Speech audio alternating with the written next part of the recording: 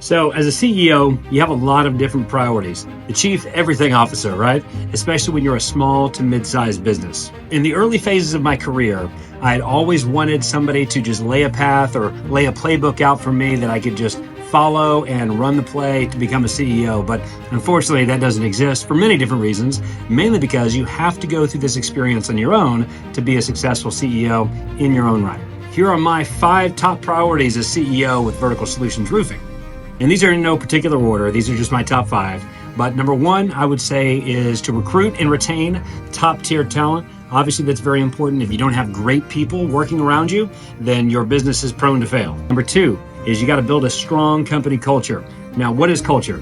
That's a little bit of a different definition for everybody, but in my opinion, it's your company rituals, it's how your employees, team members, and leaders interact with each other, what kind of examples they set, and their adherence to your company's core values. Number 3 is being accountable to the P&L and trying to manage risk as best you can. Now, this responsibility of the CEO is more analytical in nature, and this is definitely something where you want to have a right-hand man like a CFO or an accounting manager to help you advise decisions on risk management and making decisions when it comes to making sure that your company is profitable. One thing that's not talked about enough, in my opinion, is that profit has to be and will always be at the forefront of our company.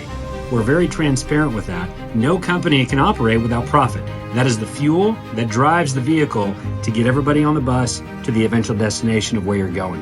A vehicle cannot operate without fuel. Number 4 is researching and executing on projects to stay innovative. So for example, we have a lot of really fun and cool things with AI coming in the works. We are starting to automate a lot of processes and systems. We have a consultant that's working with our company. We're also starting to dabble in different departments like gutters and commercial. And if you're not pushing the game forward and spearheading those special projects as CEO and making sure they're getting done, then your company is going to stay stagnant. And we have to remember that if you're not moving forward in this world, that means you're moving backwards.